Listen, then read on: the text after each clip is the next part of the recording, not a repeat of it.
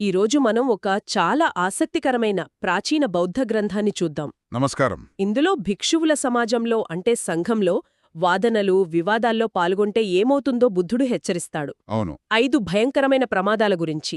అయితే ఇది కేవలం భిక్షువుల గురించే కాదు అని నా అభిప్రాయం. అస్సలు కాదు, మనందరి గురించి. అవును, ఆఫీస్లో, ఇంట్లో, చివరికి ఆన్లైన్ కామెంట్లలో కూడా నేను చెప్పిందే కరెక్ట్ అని వాదించే మనందరి గురించి.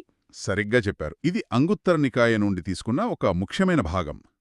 ఈ చర్చలో మనం కేవలం ఆ ప్రమాదాలు ఏమిటో తెలుసుకోవడమే కాదు, ఒక మామూలు వాదన మన మనశ్శాంతిని, మన ఆధ్యాత్మిక ఎదుగుదలని, చివరికి మన కర్మను కూడా ఎలా నాశనం చేస్తుందో లోతుగా చూద్దాం. అయితే నాకిక్కడొక పెద్ద డౌటొస్తోంది. అడగండి. కేవలం మాటలతో వాదించినందుకే ఇంత తీవ్రమైన పరిణామాలుంటాయా? అంటే చివరి ప్రమాదమైతే ఏకంగా నరకంలో పుడతారనుంది. ఇది కొంచెం అతిగా అనిపించట్లేదా? మంచి ప్రశ్న. దీని వెనుక ఉన్న అసలు లాజికేంటి? దీన్ని కొంచెం వివరంగా అర్థం చేసుకుందాం. సరే, ముందుగా ఆ 5 ప్రమాదాలను ఒక్కొక్కటిగా చూద్దామా? తప్పకుండా.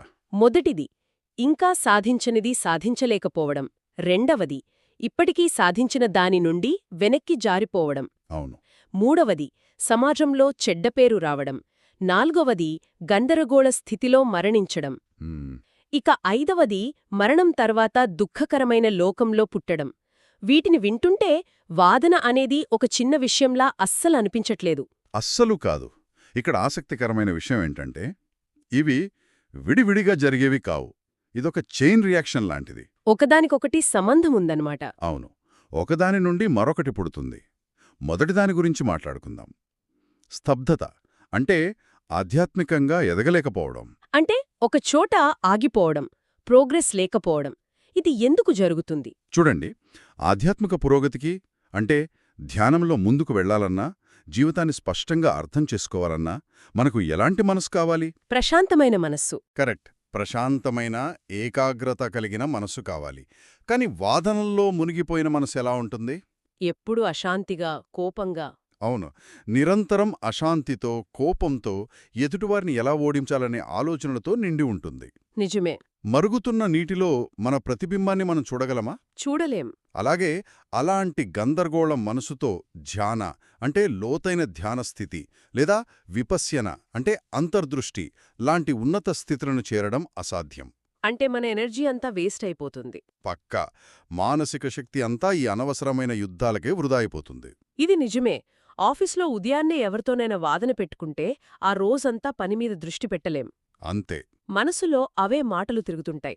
అంటే కొత్త విషయాలు నేర్చుకోలేకపోవడం ఒక ఎత్తైతే, కష్టపడి సంపాదించుకున్న దాన్ని కోల్పోవడం ఇంకా బాధాకరం కదా? చాలా బాధాకరం. ఈ రెండో ప్రమాదం దాని గురించేనా? ఇప్పటికే సాధించిన దాని నుండి వైదొలగడం. సరిగ్గా అదే. ఇది తిరోగమనం. ఒకవేళ ఎవరైనా ఎంతో సాధన చేసి కొంత శాంతిని, ఏకాగ్రతను సాధించారనుకుందాం. ఈ వాదనలు దాన్ని పూర్తిగా నాశనం చేస్తాయి. ఎలా? సంఘర్షణ వల్ల 2 ప్రధాన మానసిక అవరోధాలు కొలుగుతాయి. బౌద్ధంలో వీటిని నివారణలు అంటారు. మొదటిది ఉద్ధచ్చ. ఉద్ధచ్చ అంటే? అంటే అశాంతి. మనస్సులో ఆలోచనలు ఆగకుండా పుంగిపుర్లుతుండటం. ఓకే. రెండవది వ్యాపాద అంటే ద్వేషం. ఇది లోపల నివురుగప్పిన నిప్పులా ఉంటుంది. అబ్బా!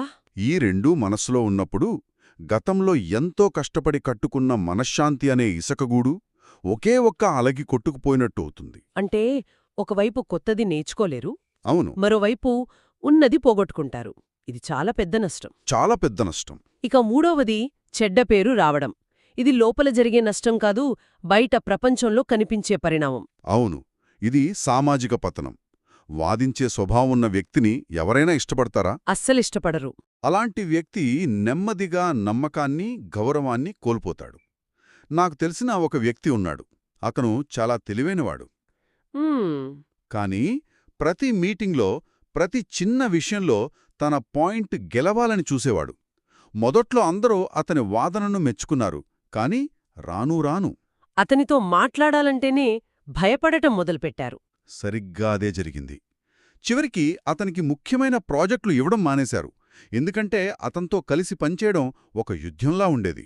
అంటే అతను వాదనల్లో గెలిచాడు, కాని కెరీర్లో ఓడిపోయాడు. కరెక్ట్. ఇది మూడవ ప్రమాదానికి ఒక ప్రత్యక్ష ఉదాహరణ. ఈ మొదటి 3 ప్రమాదాలు ఈ జీవితంలో మనం చూసేవి. కాని తర్వాతి రెండు మరణం ఆ తర్వాత జీవితానికి సంబంధించినవి. ఇది కొంచెం బరువైన విషయం. అవును, చాలా కీలకమైనది కూడా. నాలుగవది గందరగోళ స్థితిలో మరణించటం. దీనర్థమేమిటి? ఇది బౌద్ధంలో చాలా ముఖ్యమైన అంశం. మరణ సమయంలో మన మనస్థితి, దాన్ని చ్యుతి చిత్తా అంటారు. చ్యుతి చిత్త. అవును, అది మన తరువాతి ప్రయాణాన్ని నిర్దేశిస్తుంది. మన జీవితాంతం ఏ ఆలోచనలను, ఏ భావోద్వేగాలను ఎక్కువగా పెంచుకుంటామో అవే మనకు అలవాటుగా మారిపోతాయి. హ్యాబిట్స్ అన్నమాట. ఎగ్జాక్ట్లీ. నిరంతరం వాదించే వ్యక్తి మనస్సులో కోపం, ఆందోళన, అశాంతి అనే ఒక గాఢమైన ముద్రగా పడిపోతాయి. హ్మ్.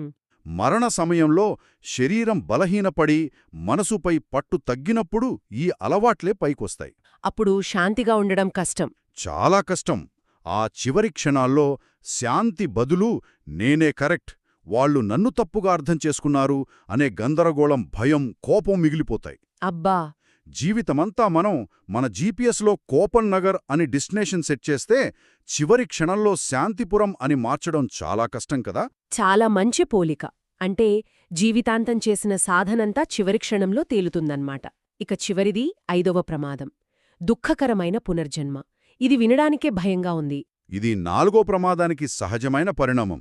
లైక్ అట్రాక్ట్స్ లైక్ అని అంటారు కదా. అవును. అలా మరణ సమయంలో మన మనస్సు ఏ స్థితిలో ఉంటుందో అలాంటి లక్షణాలున్న లోకంలోకి అది ఆకర్షించబడుతుంది. ఓ. కోపంతో, గందరగోళంతో ఉన్న మనస్సు అలాంటి లక్షణాలున్న చోటే పునర్జన్మ తీసుకుంటుంది. నరకం అనేది ఇక్కడొక భౌగోళిక ప్రదేశం కంటే ఒక మానసిక స్థితి యొక్క కొనసాగింపు. సరిగ్గా చెప్పారు. నరకంలాంటి మనస్థితి నరకంలాంటి పునర్జన్మకు దారితీస్తుందని ఈ గ్రంథం హెచ్చరిస్తోంది. సరే, ఈ 5 పరిణామాలు చాలా తీవ్రంగా ఉన్నాయి. కాని నా మొదటి ప్రశ్నకు మళ్ళీ వస్తున్నాను. తప్పకుండా.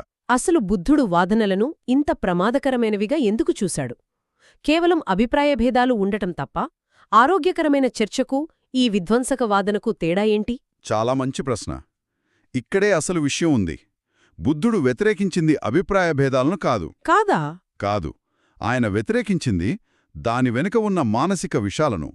మూలం ప్రకారం ఈ ప్రమాదకరమైన వాదనలు 3 మానసిక మాలిన్యాల నుండి పుడతాయి. అవే అసలైన సమస్య. అవేమిటవి?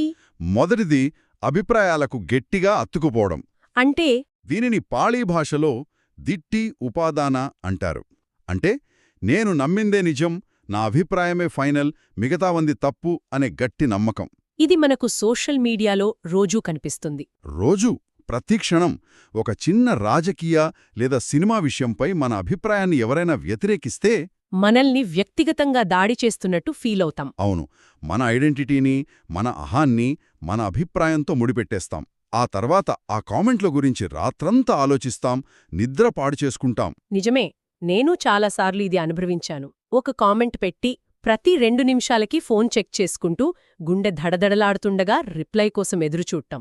మన శాంతిని మనమే పాడు చేసుకుంటున్నాం. అంటే మన అభిప్రాయం వేరు, మనం వేరు అనే విచక్షణ కోల్పోవడం. ఇక రెండవది అహంకారం లేదా మాన. వాదనలో ఎదుటివారిని ఓడించి తనను తాను ఉన్నతంగా, తెలివైనవాడిగా నిరూపించుకోవాలనే బలమైన కోరిక. ఇక్కడ సత్యాన్ని కనుక్కోవడం ముఖ్యం కాదు, గెలవడం ముఖ్యం. గెలవడం మాత్రమే ముఖ్యం. ఇది పూర్తిగా అహం యొక్క ఆట. కానీ కొన్నిసార్లు మనల్ని మనం నిరూపించుకోవాల్సిన అవసరం వస్తుంది కదా. ఆరోగ్యకరమైన ఆత్మవిశ్వాసానికి, ఈ విధ్వంసక అహంకారానికి మధ్య ఉన్న గీత ఎక్కడ మొదలవుతుంది? మంచి పాయింట్. ఆత్మవిశ్వాసమంటే ఈ పని నేను చేయగలను అని నమ్మడం. అహంకారమంటే ఈ పనిని నేను అందరికంటే బాగా చేయగలను, వాళ్ళందరూ నా ముందు దిగుదుడిపే అని నిరూపించాలని చూడటం. ఓకే, అర్థమైంది. ఆత్మవిశ్వాసం మన సామర్థ్యం మీద ఆధారపడి ఉంటుంది. అహంకారం ఇతరులతో పోలిక మీద, వాళ్లని కించపరచడం మీద ఆధారపడి ఉంటుంది. ఇప్పుడు స్పష్టంగా అర్థమైంది. మరియు 3వ మానసిక మాలిన్యం? మూడవది ద్వేషం. దీనిని దోస అంటారు. ద్వేషం? ఇది కేవలం కోపం కాదు, మాటలతో ఎదుటివారిని బాధపెట్టాలనే ఉద్దేశపూర్వకమైన కోరిక. ఉద్దేశపూర్వకంగా? అవును. వాదనలో వాడే పదాలు పదునైన కత్తుల్లా మారి ఎదుటివారిని గాయపరచాలనే ఉద్దేశ్యం ఉంటుంది. ఈ 3 అభిప్రాయానికి బానిసవ్వడం, అహంకారం, ద్వేషం. అవును. ఈ 3 కలిసినప్పుడే ఒక మామూలు చర్చ ఒక విధ్వంసక వాదనగా మారుతుంది. అద్భుతం. ఇప్పుడు మొత్తం చిత్రం స్పష్టంగా కనిపిస్తోంది. సమస్య వాదనలో లేదు, దాని వెనుక ఉన్న ఈ 3 మానసిక విషాలలో ఉంది. సరిగ్గా చెప్పారు. ఇక్కడ మనం గమనించాల్సిన కీలకమైన అంతర్దృష్టి ఒకటి ఉంది. ఏమిటది? ఈ వాదన వల్ల ప్రమాదం కేవలం సంఘం యొక్క శాంతికి లేదా సమాజానికి మాత్రమే కాదు, అంతకంటే ముఖ్యంగా ఆ వాదన చేసే వ్యక్తి తన మనస్సును తానే నాశనం చేసుకుంటున్నాడు. తనను తానే నాశనం చేసుకుంటున్నాడా? అవును, ఇతరులను మాటలతో ఓడించాలని చూస్తూ అదే సమయంలో తనను తాను కోపంతో, ద్వేషంతో కాల్చుకుంటున్నాడు. బయటకు గెలిచినట్టు కనిపించినా లోపల ఓడిపోతున్నాడు. అంటే ఈ సూత్రం వాస్తవానికి ఒక హెచ్చరిక ఫలకం లాంటిది. కరెక్ట్. వివాదాల వల్ల కలిగే నష్టాలను చూపిస్తూ పరోక్షంగా సామరస్యం యొక్క ప్రాముఖ్యతను నొక్కి చెబుతోందన్నమాట. ఖచ్చితంగా. ఈ హెచ్చరిక బుద్ధుడు చెప్పిన మరో ముఖ్యమైన బోధనకు వ్యతిరేక కోణాన్ని చూపిస్తుంది. ఆ బోధన పేరు 6 సామరస్య సూత్రాలు. సారణీయ ధమ్మ. అవును, సారణీయ ధమ్మ. శరీరం, వాక్కు మరియు మనసు ద్వారా ప్రేమపూర్వకమైన మెత్త చర్యలు సమాజంలో ఐక్యతకు, వివాదరహిత స్థితికి ఎలా దారితీస్తాయో ఆ సూత్రాలు వివరిస్తాయి. అంటే మాటలతో ఆయుధాలు వాడటం కాకుండా మాటలను బహుమతులుగా ఇవ్వమని చెబుతాయి. ఎంత బాగా చెప్పారు! సరిగ్గా అదే. ఆసక్తికరంగా ఉంది. అంటే ఒకవైపు సామరస్యంగా ఉంటే కలిగే లాభాలను చెప్పి, మరోవైపు వివాదాలతో ఉంటే కలిగే నష్టాలను ఇలా భయంకరంగా వివరిస్తున్నాడు. రెండు వైపులా చూపిస్తున్నాడు. అవును, ఈ నష్టాలను ఇంత తీవ్రంగా వివరించడం ద్వారా బుద్ధుడొక విషయాన్ని చాలా స్పష్టంగా చెబుతున్నాడు. ఏమిటది? బౌద్ధంలో అష్టాంగ మార్గంలో ఒకటైన సరైన వాక్కు, సమ్మా వాచ అనేది కేవలం సామాజిక మర్యాద కోసం చెప్పేది కాదు. కేవలం దయచేసి ధన్యవాదాలు చెప్పడం కాదు. కాదు, అది మన మానసిక ఆరోగ్యానికి, మంచి మరణానికి, చివరికి మంచి పునర్జన్మకు కూడా ఒక ప్రాథమిక అవసరం. మన మాటలు మన గమ్యాన్ని నిర్దేశిస్తాయి అని దీని సారాంశం. కాబట్టి ఇవన్నీ కలిపి చూస్తే ఈ విశ్లేషణ ఒక కఠినమైన కానీ ముఖ్యమైన వాస్తవాన్ని మన ముందుంచుతోంది. మనం సాధారణంగా ఒక వాదనలో గెలవడాన్ని విజయంగా భావిస్తాం.